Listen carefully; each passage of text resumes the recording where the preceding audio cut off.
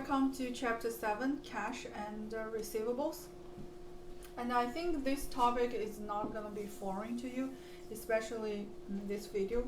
And majority of this concept reviewed in this video have already covered by financial accounting. And the things that I emphasize in this video is going to be a little bit deeper than financial accounting, but majority of the topics has been already covered. And first of all, we want to talk about the cash and cash equivalent. As you know, cash, this asset is the most important asset in a company, right? Without cash, it's like without blood. And then cash is the king, is always a saying, because without cash to pay for the short-term loan due, you have to file bankruptcy. So what is cash really meant? Cash means that amount readily available to pay off the debt or use in the operation. And the examples such as currencies, coins, and balances in checking accounts. And we also mentioned that cash and cash equivalent. What is a cash equivalent? It means a short-term, highly liquid investment readily convertible to cash with little risk of loss. And then also it means have a maturity date no longer than 3 months from the date of purchase, such as money market funds or treasury bills and commercial papers.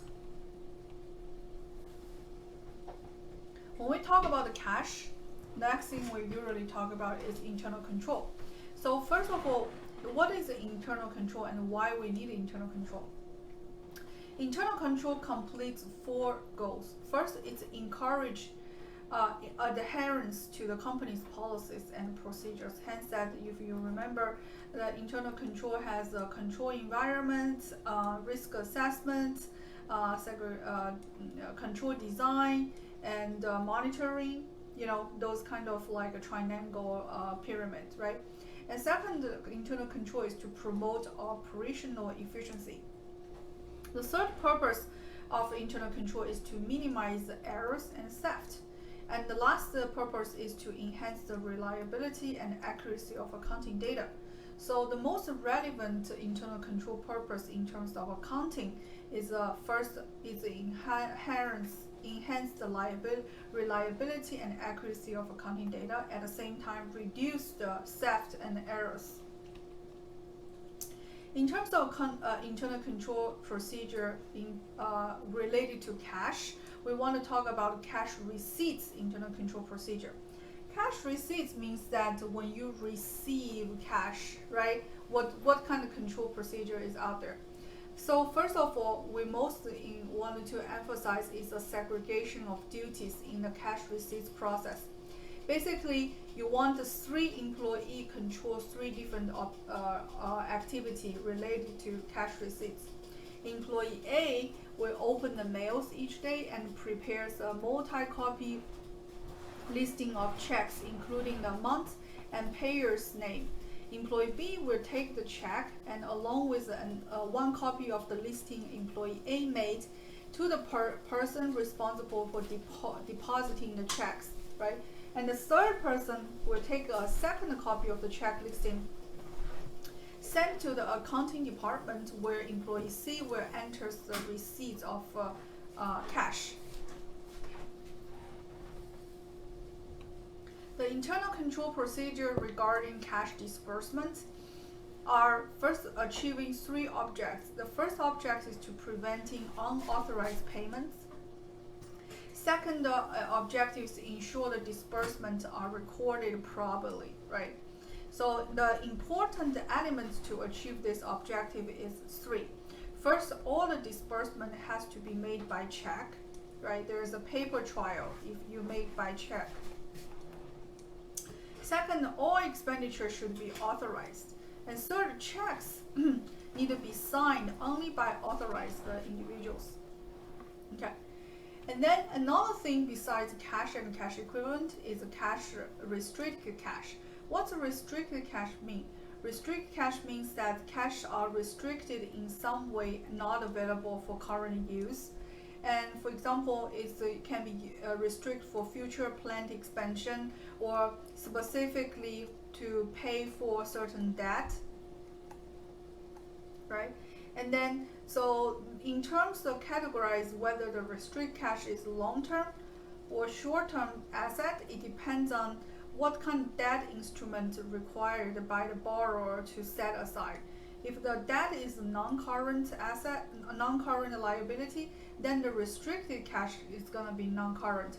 If the debt is current liability, then the restricted cash will be categorized as current asset. So now then we want to introducing a little deeper concept called the compensating balances. So the compensating balance is exactly like what we talked about one second earlier. It's amount that compensates the bank for granting a loan or extending the line of credit. So under this arrangement, first of all, borrower is asked to maintain a specific balance in a low interesting or non-interesting bearing account at that bank that loaned the money. Second, it requires the balance equal some sort of percentage of a committed amount that bank has borrowed to the company. Third, borrower pays effective interest rate that higher than the stated rate on the debt. Give an example.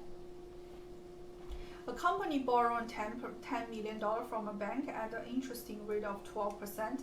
The bank requires the compensating balance of $2 million to be held in a non-interesting bearing checking account. So therefore, the total borrowing from bank is $10 million. The interest of the whole year is going to be $1.2 million. But because the bank required $2 million to be held at the bank, that means the actual borrowing for the company is only $8 million. Hence, that the effective interest rate is 15%. How did we calculate that 15%? Is because if you use the interest of 1.2 million dividing the actual borrowing, you find that interest rate is 15% instead of 12%. Okay, so once we wrap up the concept of a cash, we wanted to talk about the most important thing is accounts receivable. So first of all, accounts receivable is created when sellers recognize revenue associated with a credit sale. This means accounts receivable is highly related to revenue recognition, right? And which is chapter 6, we use 2 weeks to talk about. In another word, accounts receivable is created when the performance obligation is satisfied at the point of delivery, right? Or revenue and the related receivable are recognized at that time. And second, most business providing credit to their customer. Accounts receivable are informal credit arrangements supported by an invoice and normally are due in 30 to 60 days after the sale, and classified as a current asset because their normal collection period is less than the operating cycle. And then when we talk about the sales, we wanted to mention the trade discount and the sales discount. The trade discount is basically a percentage reduction of a list price, meaning that directly reduce the revenue account, and or it's gaining from quantity discounts to a large customer. And sales discount is what we heavily talk about in financial accounting, right? We're saying that the sales discount is reduction in amount to be paid by a credit customer if they are paid within a specific period of time. And then the sales discount is given intended to provide incentive for quick payments. So we usually written as 2, 10, and 30, meaning that we will give 2% discount if the customer paid in 10 days, and you have to pay the full month within 30 days. So let's look at the example, okay? So Hawthorne Manufacturing Companies offers credit customer to a 2% sales discount if sales price is paid within 10 days. Any amount not paid in 10 days are due in 30 days. These repayment terms are called 2, 10, and 30. On October 5th, 2021, Hawthorne sold the merchandise about $20,000. The customer paid $13,720, which is $14,000 of the total sale less than 2% cash discount. On the October 14th, which is passing the 10 days threshold, and the remaining balance of $6,000 is paid on November 4th. Okay, so therefore in this class we want to introduce the discount case sales discount case a little bit different from financial accounting, because we want to introduce instead of a gross method, we want to introduce also a net method as well. So this is new, okay? So gross method, just as a review, at the beginning of the sales, you were recording sales revenue as the gross revenue, means that how much the merchandise was provided, and you debit accounts receivable. And net method, meaning that you assume the customer will take the discount, hence that you only record the net of the sales discount. So you only record the 98% of the sales, because you know the 2% will definitely be taking take advantage by the customer. Hence the accounts receivable, you only record 19,600 and credit the sales revenue. Okay, and then regarding the customer who paid within 10 days, the first $14,000 they paid with on time, right? Hence they take 2% discount. On the gross method, you will receive 98% multiple the $14,000, right? And then the 2% that taking advantage will be called sales discount. It's a control account for the revenue, right? It's reduced the revenue, and hence that is gonna be $280, and then you credit out the accounts receivable. On the net method, since you have already expected people taking the advantage of the sales discount, hence you just taking the cash, debit cash, and crediting accounts receivable. You don't need to record a sales discount, because at the beginning you didn't even think they were not missing that discount. Okay, regarding the $6,000 that hasn't been paid within 10 days but paid more than 10 days later, that will be on November 4th. Then what we do? On the gross method, of course, you would just simply debit cash and credit the accounts receivable for the $6,000 based on the gross method. But on the net method, since you assume every penny of that $20,000 will be taken advantage of, you never expected $6,000 out of the $20,000 will not be taking advantage of the sales discount. Hence, you were debiting exactly $6,000, because no one can take advantage of 2% anymore. But what you will do is you credit accounts receivable, which is a short 98% multiple 6,000, because that's what was your expectation. And then the extra 2% that they forfeit the sales discount, you creating an account called a sales discount forfeited. And this account is increasing revenue account or increasing sales account. So to present it in the balance sheet, in the income statement on the gross method, you will see a sales revenue of $20,000 as a gross amount. And then if a portion of the gross amount is collecting within 10 days, you will see there's a sales discount account, and then you will see the net revenue. And then on the net method, of course, the sales revenue has already considered the sales discount, and starting with 19,600, if any dollar of this 19,600 is forfeited to take the discount, you will find another account that is increasing the portion of that forfeit. So the next question is asked, so is a gross method more likely in reality or net method? Which one is more correct? To be honest, the sales I think it should be in the net method, right? The reason is that the sales revenue and the corresponding accounts receivable should be stated as amount consideration the seller expected entitled to. So in other words, the seller who offered this 210 and 30 kind of credit condition, he or she already expected the people take advantage of this 2%. So therefore, net method typically is a much better reflecting amount, because the discount is a saving that the prudent customers were not willing to let go.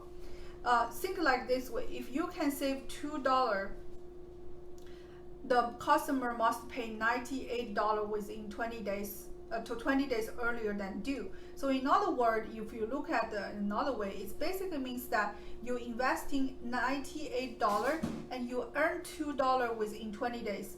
So what that means is you are earn return of 2.4% in 20 days. If you're translating this into annual rates, that means that you are making 37% of an annual effective rate.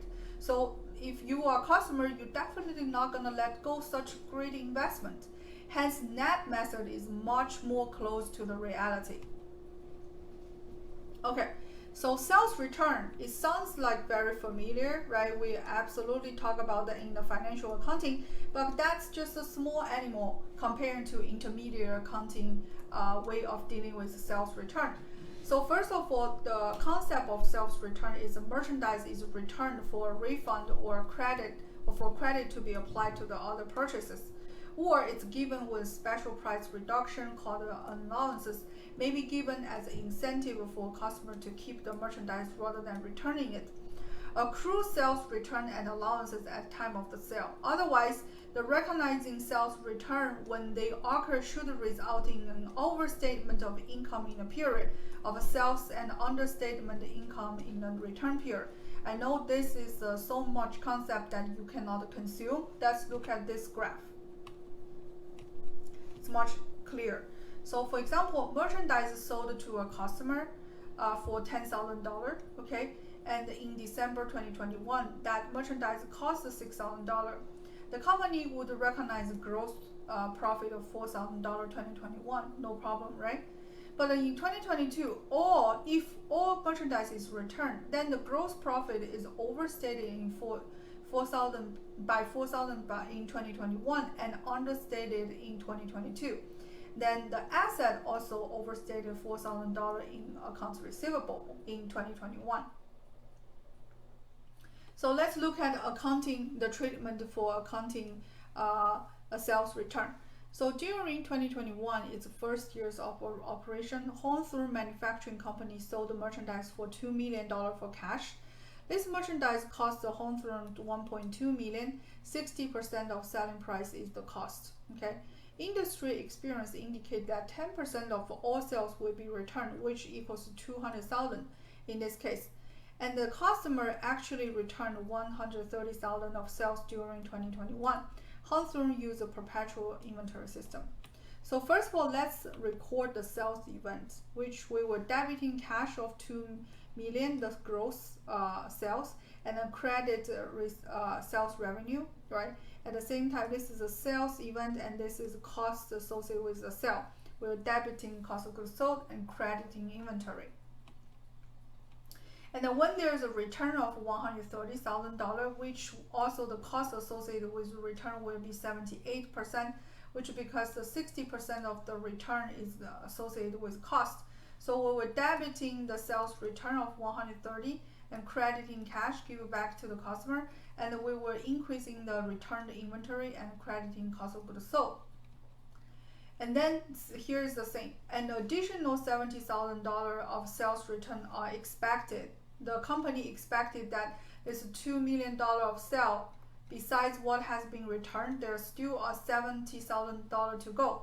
So the cost of inventory expected return associated with this $70,000 sale is $42,000. So what we will do here, it has not happened yet, but we will record how we do it. We were debiting sales return, okay, $70,000. This will land in the income statement, and we will crediting a balance sheet account called refund liability for $70,000, and then we were debiting inventory, but we do not directly increase inventory account. We're creating another class of inventory called the inventory estimated return account. It's still a balance sheet account asset, okay. And then we reduce the expenses, cost of goods sold for $42,000. Okay, so the next year comes. What if the $70,000 really return? Then what do we do? Interesting. We're just debiting. We reduce the liability, right? And then we credited out the cash to really pay back the client. And then at the same time, we increase in inventory because the inventory is returned. At the same time, we credited out the special inventory account called inventory estimation return account, right? Okay. What if the estimating of the future sales return turned to be a wrong number? The new estimate is incorporating in the accounting determination in the next period. For example, suppose that 2022, the actual return from 2021 is only $60,000 instead of 70. Then what happened? That means that the $10,000 that you consider is a return liability is overstated, is overestimated. So therefore, we were debiting refund liability and credited sales return out of this transaction, right? And then that means we increase the sales, and then we debiting out, we acknowledge the sold, the sales associated with this $10,000 because the 60% multiple 10,000 is a $6,000. And then we credited out the special estimation return inventory for $6,000.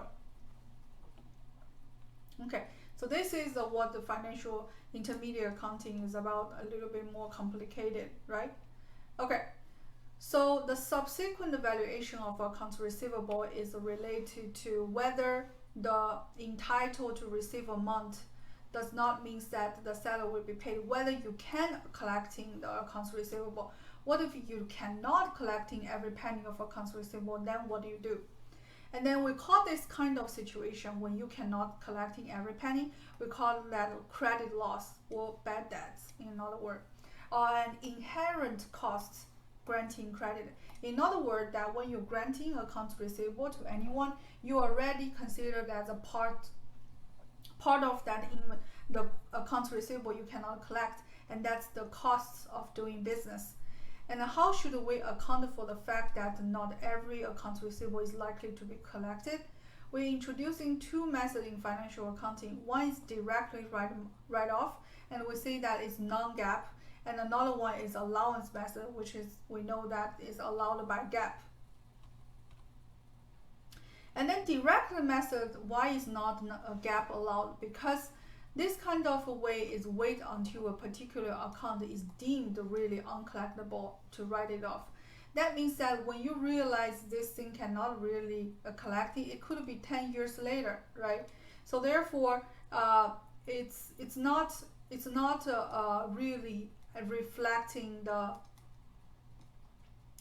essence of the transaction, right? So hence that it has a shortcoming of overstating the balance in accounts receivable in the period prior to the write-off event happen, and also it distorts net income by postponing recognition of any bad debt expenses until the period in which customer actually did not pay. So therefore, let's say you're generating the accounts receivable in 2021, 10 years later you find that a lot of them that did not get collected, hence that you punish 2013 for 2021's mistake. So if you do this kind of journal entry in 2031, that will be debit bad debt expenses ending on the income statement of 2031 and a credit accounts receivable on 2031. That would be unfair, right? Hence that allowance method is the only allowed method under GAAP. So first of all, bad debt is not recognized when there is a specific account written off.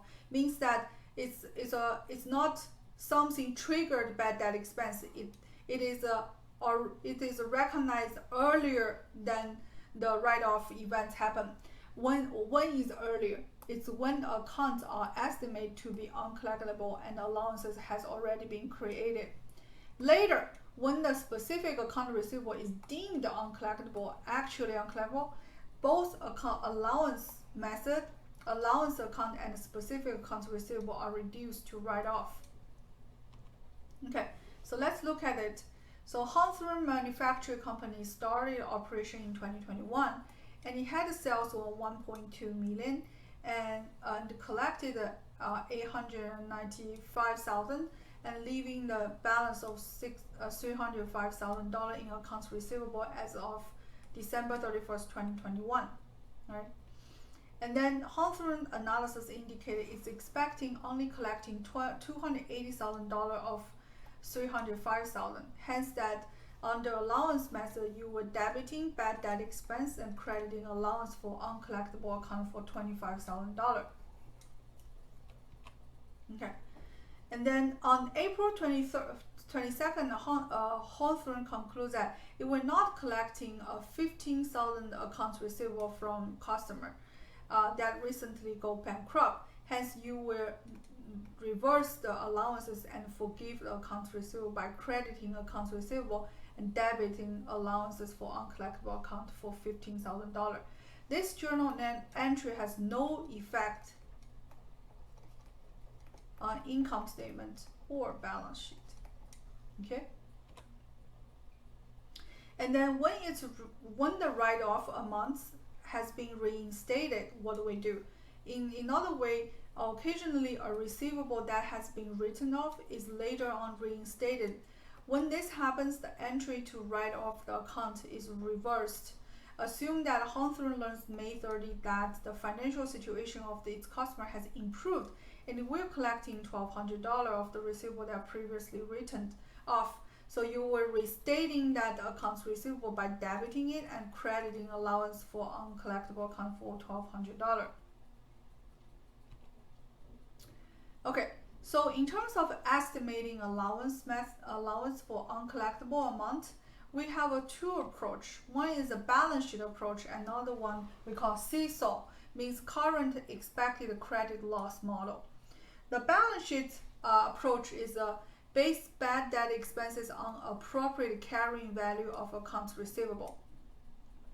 The company estimated what the ending balance of allowance should look like, right? And then record the amount of bad debt expenses necessarily to adjust the allowances to be that desirable amount.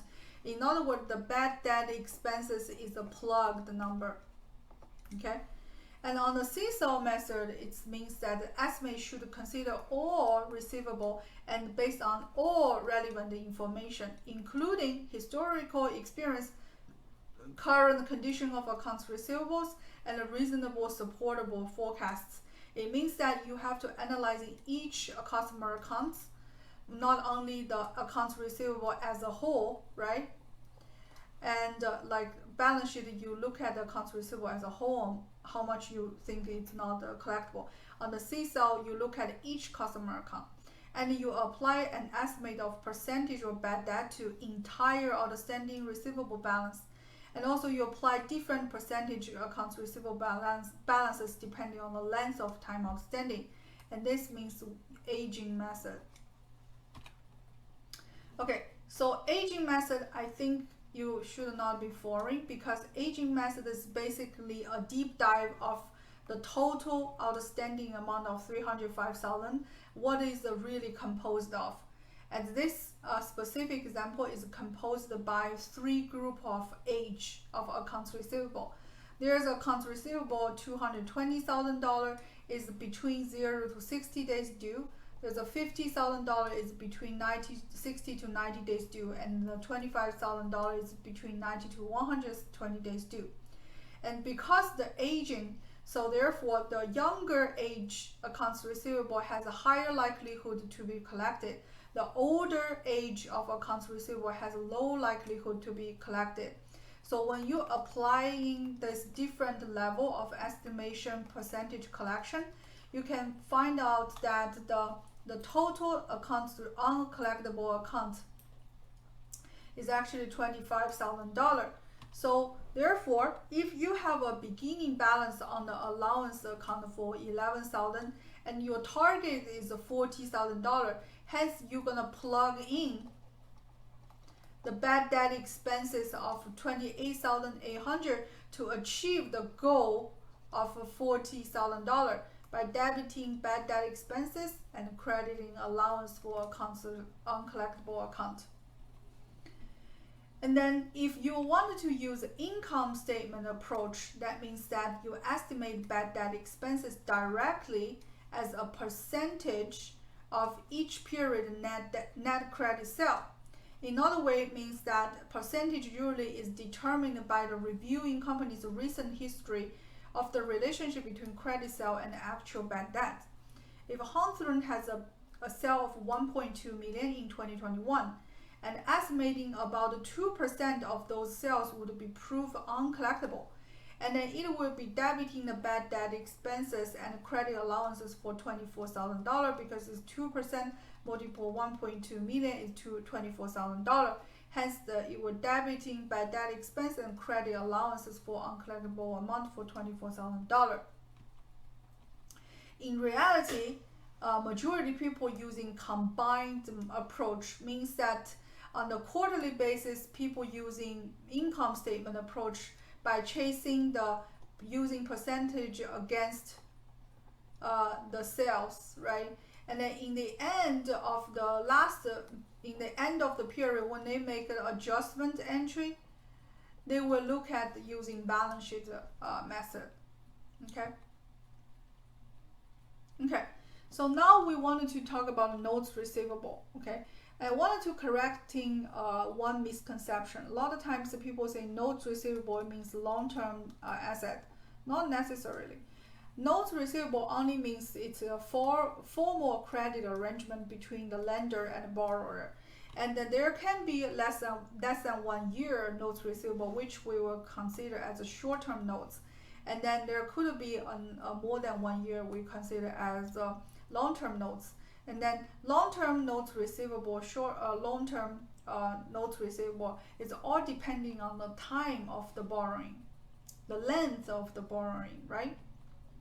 Okay, so first of all, short-term interest bearing notes is pretty easy to calculating, right? So if you borrow someone money using a formal arrangement, and then that means that another thing I want to emphasize, accounts receivable and notes receivable difference. Accounts receivable is not considered interest revenue, and notes receivable consider interest. Okay, so therefore it's a formal credit arrangement. So now let's look at short-term interest-bearing notes. It means that you wanted to calculate the principal amount plus the interest amount, and then the interest on the note is going to be the face value multiple the annual rate multiple the fraction of the borrowing. And what I wanted to emphasize here is a short-term non-interest bearing notes. That is a little bit more intermediate accounting driven topic. Non-interest bearing note really does have interest associated with it. First of all, it not because it's saying non-interest notes. It has interest. And the interest is discounted from the face amount to determine the cash proceeds made available to the borrower at the outset. And the discount on the note receivable representing the future interest revenue that will be recognized over time, and it's a control account to the notes receivable account. So to be clear, to give you more examples, right? So first of all, Stradwell Wholesale Shoe Company sold shoe to Harmon Sporting Goods on May 1st, 2021, accepting a 6-month $700,000 non-interest bearing note in exchange for delivering goods that have a cash sales price of $658,000. In other words, that Stradwell is, you are the Stradwell, you want to record the journal entry for them. And then you made a sale in May 1st, 2021. You sell the shoe for $658,000 worth, and you know that the Harmon cannot pay you by cash immediately. What you do is you issue a note receivable to the Harmon. You told him that you can pay me back in 6 months and with interest. With no interest, but when you pay me $700,000. So therefore, the note receivable from the face value is $700,000, but your sales are only $658,000. That means that the financing cost of Harmon or the discount on this note receivable is $42,000. And this discount actually will become your interest revenue when the note is due, right? So therefore you were debiting discount non-note receivable $42,000 on November 1st and crediting interest revenue, and you were debiting cash of $70,000 and crediting notes receivable for $700,000. And then Strider wholesale company sold. So then, what is the effective interest rate in this specific example? Very simple. $42,000 is the interest for 6 months, and the real borrowing amount is only $658. Hence, the rate for 6 months borrowing is 6.3. If you annualize it, then that means the effective borrowing rate is 13%, so 12.766, right? And then if Stridewell instead of made sale on May 1st, now it's made sale on August 1st, then how we do the journal entry? We know that August 1st we're passing December 31st, then go to February 1st, which is due date, right? Hence that we know that we definitely want to creating some journal entry here to record the revenue. So therefore, how much revenue we'll do? We will accrue from August to December 31st is 5 months. So therefore, 700,000 multiple 12% multiplied over 12 is $35,000. So we're debiting discount and crediting interest revenue for $3,500. And then until February 1st, you only have 1 month left of revenue, of interest revenue, right? So therefore, you were crediting the 1 month of $7,000 of interest revenue and debiting the discount. At the same time, you're collecting all the face amount of $700,000. Okay, so what if this it's a 2 years arrangement instead of 1 year arrangement? Then that means that you wanted to use the present value of $1 and I equals 12% and n equals 2 to find this discount rate of 700,000, and then find what is the real sales revenue of this company, right? And then you wanted to debit the note of 700,000 and then crediting the difference under the discount on notes receivable account. And then by the end of the first year, which is December 31st, you will first recognize the 1 year revenue based on the carrying value of the note, which is 558,000. And then that means that you can reverse the discount of 66,964 and you credit interest revenue of this much. And then the carrying value of the note will grow from 558,036 and then grow up to 566,964 because reduction of $66,964 is increasing the carrying value of the note, right? Hence that on the second year, your interest revenue is generating based on this bigger note, which is gonna be this new base, right? And then your interest is gonna be $75,000, and then you're gonna write down the discount on the debit side, and at the same time you're collecting the cash of the face value and you're crediting out the notes receivables. Okay, so I just quickly went through the things that some of them are heavily covered and discussed in financial accounting, and then some of them are new but not much new. I give it like 25% of new, right, in this lecture, in this video, and then 75% is the old knowledge. You just catch up. But then the next, but the financing with receivables, these are very new knowledge, and I think you should watch the next video. Okay, thank you, and I see you in class.